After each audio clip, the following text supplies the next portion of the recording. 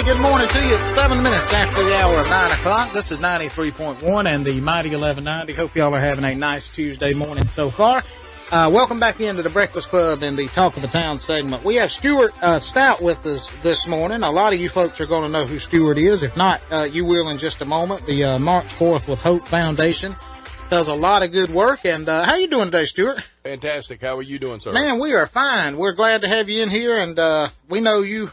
Oh, your plate's been pretty full here lately. Yeah, it has. Y'all had a lot going on. Yeah, that's true. We've been very busy with both our foundation and running that and helping as many families as we're able to help. But for the past 7 years, we've been working on a film about our daughter and a major motion picture, and that is now going to happen, and we're really thrilled about that. And you were telling us before we went on air that it's greenlit, it's a go, it's.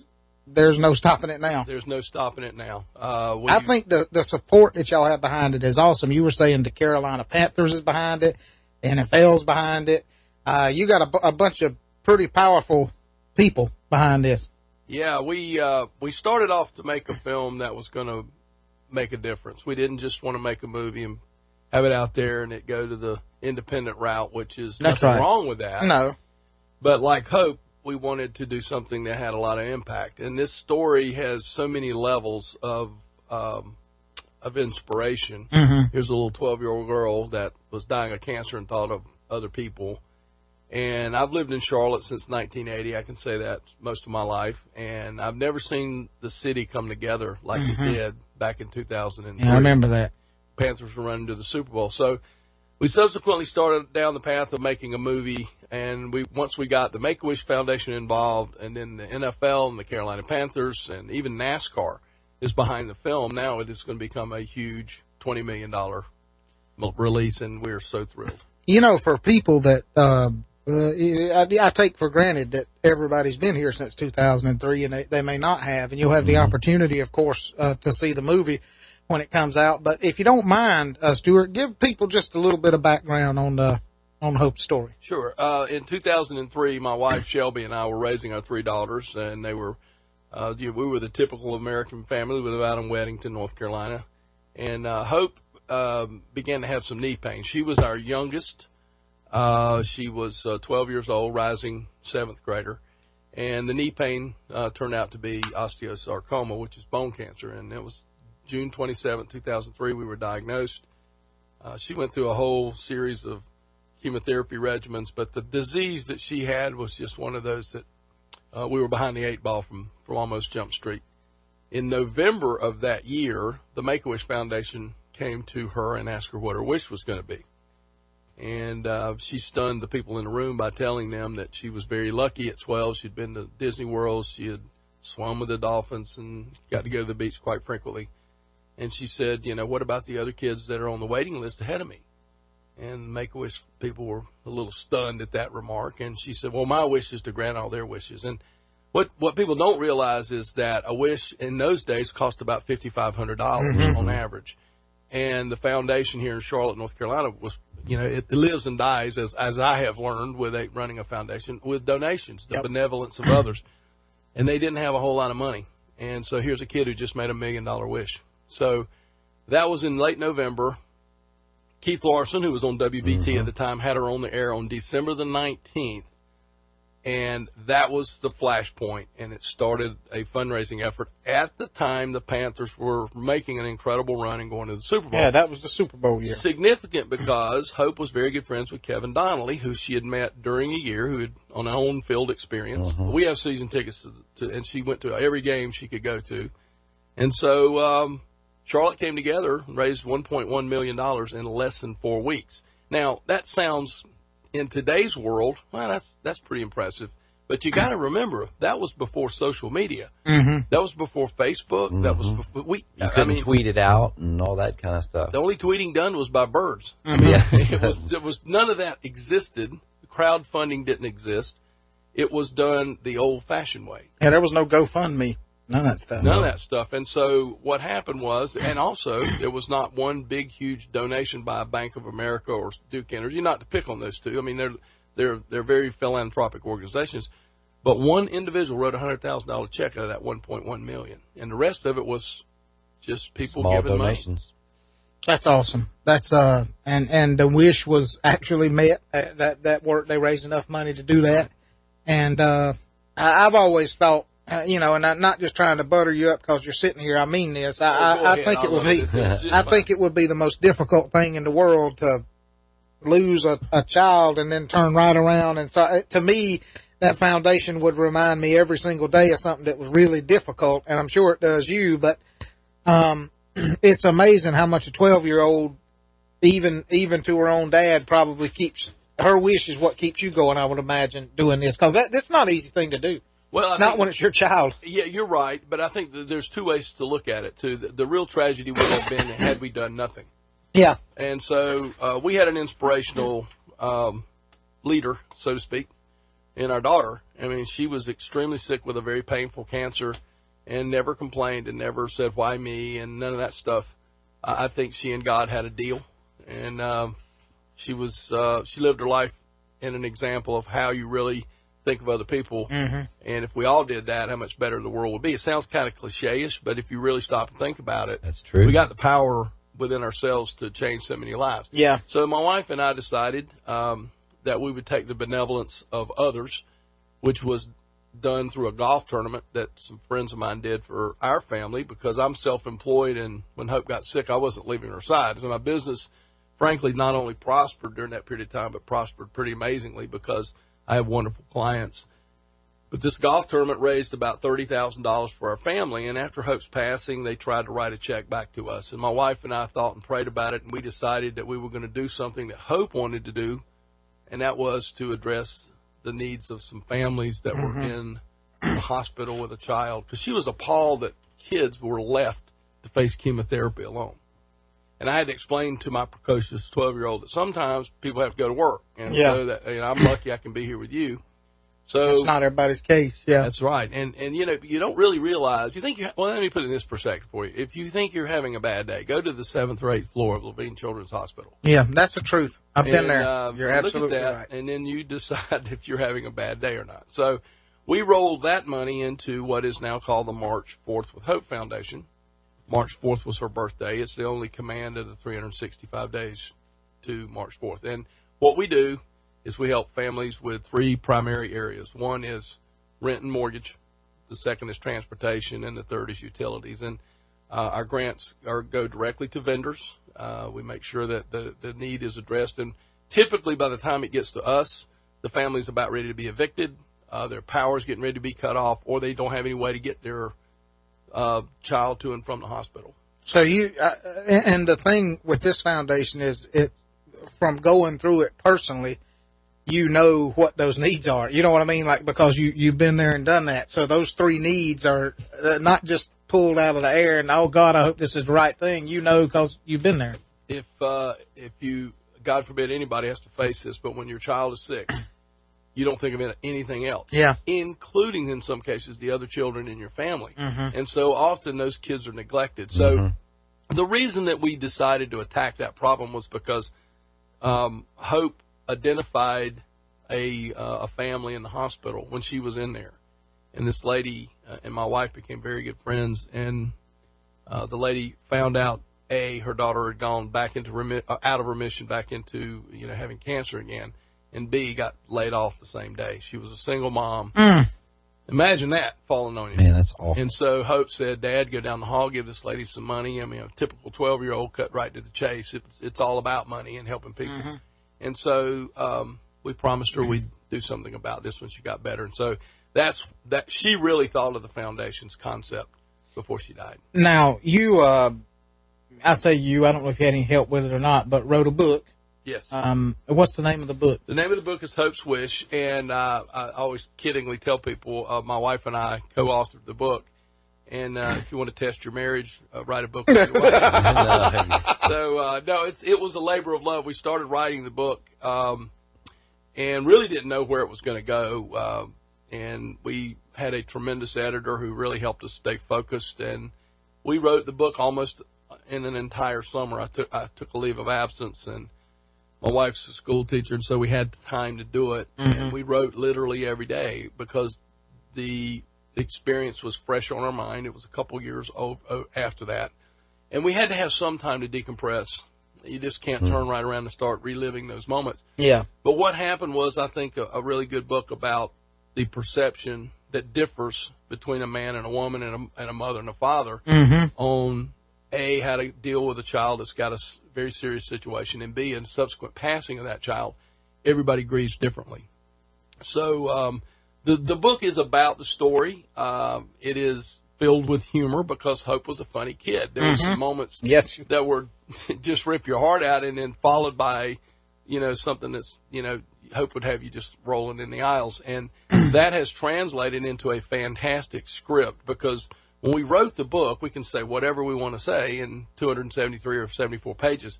A script of a screenplay is limited to the hour and a half that you're in the theater. That's right. And so having a terrific screenwriter compress the story, but yet not lose its punch. Yeah.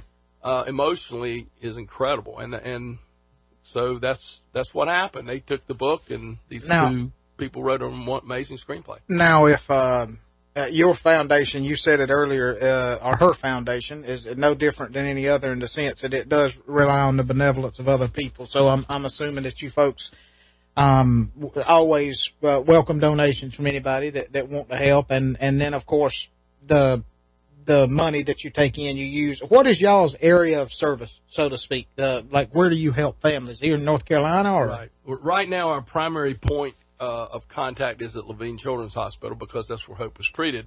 And just to give your listeners an idea of how it works, we initiate a grant when it comes through the licensed clinical social workers at the hospital. They're at ground zero. They know these people extremely well, what they're facing, what their pressure points are, and financially. And most always, we're dealing with people who are really have hit the bottom level. We step into the gap when there is an abyss. And so we know that these families need help. And the grant's initiated. It comes to my office. I send it to our board electronically. They vote on it, and we process a grant, usually within 48 hours upon receiving that. So, yes, to answer your first question, any foundation, unless you're getting, we get no government money that I'm aware of anyway. It all comes from the private sector. And we have two primary events. One's a golf tournament coming up in October, which will be our 15th. And then we do a spring gala, which is a black tie event. But with the advent of the movie coming along and the filming that's going to be taking place in the fall, I suspect that there'll be a lot more exposure on this. I'm curious as to that first golf tournament you said y'all had. You raised $30,000. Right. I would imagine that tournament's grown exponentially in the time that it's been going on. Well, I knew nothing about it. I was just told to show up. Yeah. My buddies put it on, and I said, well, okay, can Hope come? And I said, yeah, if she's feeling good. So it was at Firethorn Country Club, and on the brutally hot day in August. And we raised about $35,000. They turned people away. And all I said to these guys was, look, let's don't stop here. Let's do this every year and give the money to some other families. And so the golf tournament has sustained its momentum. It sells out every year. Golf tournaments are funny animals because they only charge so much. We don't want to, fleece people. We want them to come and have a good time. My committee is great.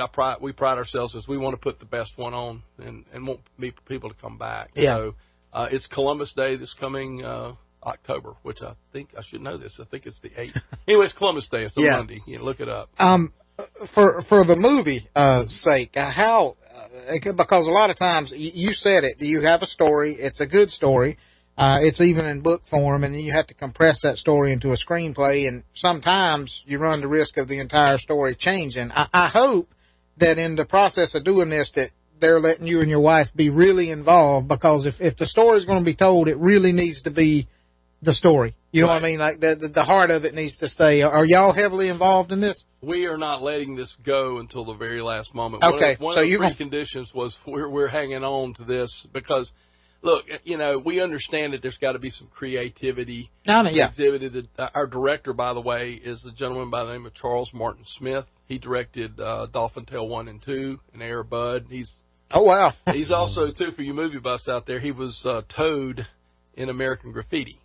What? Yeah, he was also in The Untouchables with Robert De Niro and Sean Connery and that's awesome. Yeah. So anyway, Charles is a phenomenal guy. He's been on both sides of the spectrum as an actor and a writer and a director, and we felt like he was the perfect guy to take this forward. He was here last week, had never been to the Charlotte area. Oh, wow. And was blown away. Wow. He says, is everybody here this friendly? I said, yeah, by and large. Pretty Just much. Don't go to Raleigh and get into the Senate and the House and everything. Don't get lost on them roads up there. Yeah.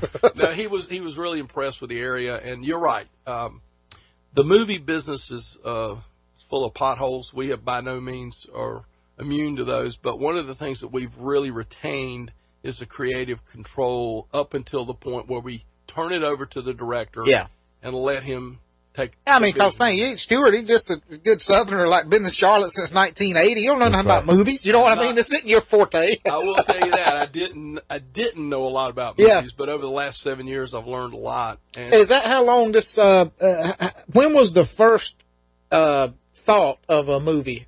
How did that come about? 2006, we were approached by a local producer about doing a movie, and it was a small, independent, small budget, $3, $4, $5 million movie, and it just didn't work out. The economy, of course, melted down in 2008, and films, just like foundations, need money and capital to operate. One thing that you may not realize that you hear about a movie being funded by a studio. Well, a studio, guess what, gets money from investors. And so we kind of took the project back over after that failure to launch, if you will. And I realized then like most things, if I'm going to do this successfully, I need to understand the business a little bit better. So I found a production partner in Los Angeles who had some ties to Charlotte. He had done 5 movies here, a couple in North Carolina. We became partners, and I remember in April of 2010, we were at a then Charlotte Bobcats game, and he looked at me and said, here's how we do this. We take this incredible story, and we get incredible storytellers, which are screenwriters. So we hired Diana Osana and Larry McMurtry. All they've done is written Brokeback Mountain, Terms of Endearment, Lonesome Dove. And so wow. They wrote the screenplay. I love Lonesome Dove. Me too, man. Man, that's a good show. They are phenomenal people. Larry is a living legend. He's in his late 70s now and still writes books on a typewriter. It's incredible. So they wrote a very, very good screenplay, and that was the start. And then we started to look for more components to the story. We needed a good production partner. We got that with Alcon Entertainment, who did The Blind Side. Then along comes Charles Martin Smith, and now we're at this point where the NFL, Make-A-Wish, everybody's starting to realize the power of this story. That's just truly. Has it been cast yet? We are beginning to make offers. I wish I could tell you. I understand. I could tell you, but I have to kill you. And I don't don't do that. Don't do that. Because to me, and you stopped me when I know I'm taking liberties. I don't know your mind, but I'm just trying to put myself as much as I can in your shoes, and thank God I can't, and I mean that, but the casting of your daughter would be really, really difficult to you have a future as a director. You know what I mean? That's going to have to be, of everybody cast in that movie, that's got to be the one that. The most important. Yes. The biggest. It is. This is going to sound funny. It's the most important one, but it's not the most vital one in terms of making a successful movie. Hope's, and this is just the business of film, a child actress or actor cannot carry a movie. You're not going to go see a movie because a little girl or a little boy. It's the supporting cast. Bingo. And so what we have are 5 or 6 main characters, but Hope's character, that child, that little girl is going to make her career. It'll be a nationwide search. So any of you aspiring actresses out there, you have a chance to audition for it. Yeah, it's the most important hire, I guess, if you will, that Charles is going to make. It's most personal to you know what I mean? Yeah. That's a very personal thing I can't even imagine. No, I don't want to. I'm glad I can't imagine. Again, it depends on your perspective. We can look at it and go, oh my gosh, we got to see this unfold again in the way of a film. But I look at it like this is a terrific opportunity as well. Absolutely. Because I did not get to walk my daughter down the aisle. I didn't get to take her to college. I was robbed of those things because of this cancer she had. But how many fathers and mothers have an opportunity to produce a multi-million-dollar studio release movie about their daughter? See, and the other cool thing is you get some say-so in who plays you. That'd be kind of neat. I see Dwayne "The Rock" Johnson. Yeah, that's right. I like the way you're thinking. Yeah. If that happens, you won't be able to talk to me. Yeah. Oh, yeah. That's kind of interesting because people ask us all the time. And again, it's going to come down to whatever Charles's vision is. But I can tell you the other roles that are of equal prominence are Kevin Donnelly's role. And if you could just think about strong athletic guys who are movie stars, I think you can come to the conclusion that who those persons might be. And then the other is John Goodman. Well, John Goodman's he may play me, but the other role is the Wish granter for Make-A-Wish, and that will be a very prominent A-list. It's going to attract a lot of now that this Alcon is behind this film and the way it's going to. It's the real deal. I've never met who the Make-A-Wish Foundation. Don't know who it is. Don't even know if it's man or woman. Paul Giamatti. He's something. He is a phenomenal actor. If anybody could carry a role like that, that's your exactly guy. Right. And see, this is the thing about Hollywood I have found, and not to sound like an expert because I'm not, but I've spent enough time out there to know that actors and actresses obviously work for money. They have agents and lawyers and people to make sure. Some of them do passion projects though. Yes, and this isn't a movie. This isn't a movie. I'll do it for $3 million. This is a movie where it's going to connect with somebody. Right, and people at the point in their career where they've made all their money, now they're looking for just juicy roles, if you will. The script itself has so much depth for all of the characters because you're going to you go from one emotional sense to the other. And that's how we got Emery to come back to work. He's made his money, so he's just back doing it because he wants something to do now. Yeah, right. No, listen, I can't let you go without asking this. How are your other children? They're phenomenal. Because I would imagine the people that never, ever get talked about in these interviews, they're like, we hear two dogs. Well, my oldest two daughters, I'm extremely proud of both of them. My oldest daughter, Austin, lives in San Francisco. She works in the apparel business, and she's That's awesome. Material developer. She's doing extremely well. She's been all over the world. It's amazing where she's been. And my middle daughter, Holly, lives in Vancouver, Canada with her husband. They just had our first grandbaby. So y'all are empty nesters now? We have been for quite a while. That's awesome. And when we opened up the nest, the girls flew, and they flew a long way. You get to turn one of the spare bedrooms into a sauna, Right. No, wife and I, everybody says, when are you moving to the West Coast? You're not? Never, Are you? Never. I can tell. I know. I can tell. Never. It'd be like, you found a good thing, you ain't leaving it. No, but they're doing great, and they're very supportive of the movie, and they're great kids. You've got to remember, they lost a sister. Absolutely. It's not just me and my wife losing a daughter. They lost a sister, and it was tough on them. Well, they lost a sister, and they kind of, I would imagine they kind of got pushed to the side in a lot of ways because all the attention was on, obviously on what happened, but. Yes, and that's continued, quite frankly, because, Hope was only sick 191 days. So she had a very intense, short period of illness. Was. However, the path that my wife and I have chosen after that has prolonged that. So they know that this is just what we decided to do. And they're very supportive. How can listeners, if there is a way to do so, check into three things? Number one, how to give if they feel led to do so. Number two, how to seek any assistance from the foundation if they need it. And number three, updates or details on the movie. Great. Well, let me tackle the first and the third. That's fine. Our foundation website is marchforthwithhope.org, and it's March like the month, Forth, F-O-R-T-H, with H-O-P-E, March Forth with Hope. I think if you Google Hope Stout, it pops up pretty easily. I got you. The second piece is how can a family apply for assistance? We have limited funds, and so all of our grants are initiated through the hospital. Okay, so we don't really need to tackle that. Not yet, I got you. But we're hoping with the success of the movie, if somebody out there, we're limited only by the amount of money we take in. That's we would right. like to expand this. I will tell you a real quick story. The Hope Stout Scholarship was initiated at Weddington High School maybe a year after Hope died. And it was not a huge scholarship. It was $2,500. But our very first recipient just became a doctor. That's awesome. Dr. Michael Carper and he is a graduate of Wake Forest University School of Medicine. He sent his diploma, a picture of it to us yesterday. That's and great. So we're extremely proud of that. What we would like to do, if there's any anybody listening, we're limited only by the amount of money we can take in and imagination. And so we want to do more. We want to help more families. We certainly would like to help thinking about the siblings of these families and how we can help them with education and things like that. So this movie is going to be a kind of our jumping off point to something great. We'll see where God takes it. And then what about details on the movie? Did you get that at March 4th with Hope? Yes. There will be a couple of areas I think that you can find. One is our website will keep you as up to date as we can on the film, but in very short order, I think you're probably going to hear about this movie.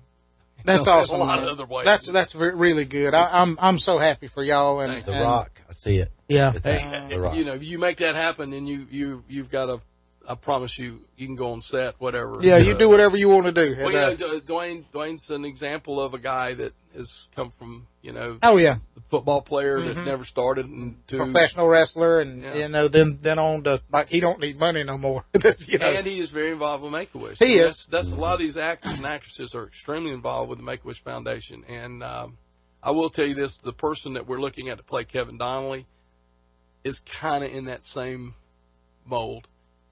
I'm not going to tell you. You just got to kind of figure No, you're not going to tell me on air. Hey, thank you, Stuart. Absolutely. We really Hopefully appreciate it's you not coming. Terry Bradshaw. And God, Trust no. me, it's not. It's not And as we get closer, maybe we'll have you on again and update if we can. Absolutely love to come back. We'll take a break here. We'll be back with more of the Breakfast